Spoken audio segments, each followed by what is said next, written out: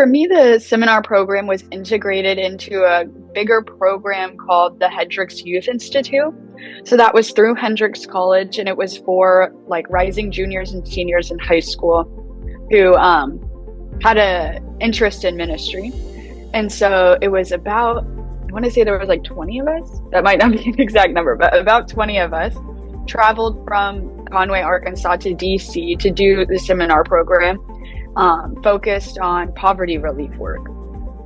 And what motivated me to participate was this like deep desire to expand my justice and advocacy beyond my fairly small town in Arkansas. I had gone on a mission trip once prior and really felt like this. Before I went, I had a big calling of like, I must do this, and I need to be, this traditional idea of what you think of as a missionary. But once I got there, I really realized like, I don't know if this is the most ethical way to help.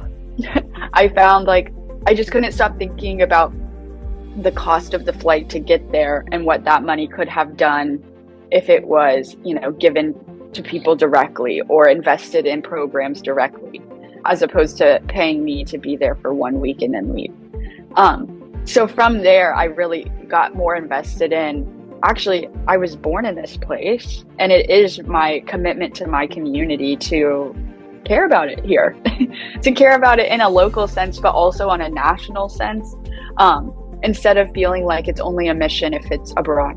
But simply like, I had that idea shattered, and I am grateful that I had that idea shattered. And so for me, getting to do the seminar program, I loved that I got this experience in a big city. It was the biggest city I had been to before. But it wasn't all about like, you have to be in DC to do political work. It was very much like, you go to Little Rock and that's where you can meet your congressman. And in your local church, you can do poverty relief that matters, and you can write to your congresspeople from wherever. And I found that like super duper impactful. But when I think about what memories from the seminar program stuck with me, I think a lot about talking about policy around poverty. I had volunteered with food banks and that type of thing prior, but I hadn't ever really considered what like the policy angle of all of this would be. And so getting to have like very real and honest conversations about what is the best way to handle this issue, especially when it comes to stuff like EBT cards, and is it fair to limit what people are allowed to buy, and why is it better to give people money than to give people a bunch of canned beans, like that type of stuff. It was like immediately interesting to me. And it definitely gave me this urgency of like, there is work to be done that isn't as, tangible as, like spooning food into a plate. It can be like this more abstract, higher level, more academic angle. And that really appealed to me. But as I, entered college and beyond, I really felt that justice and advocacy element is what kept me around.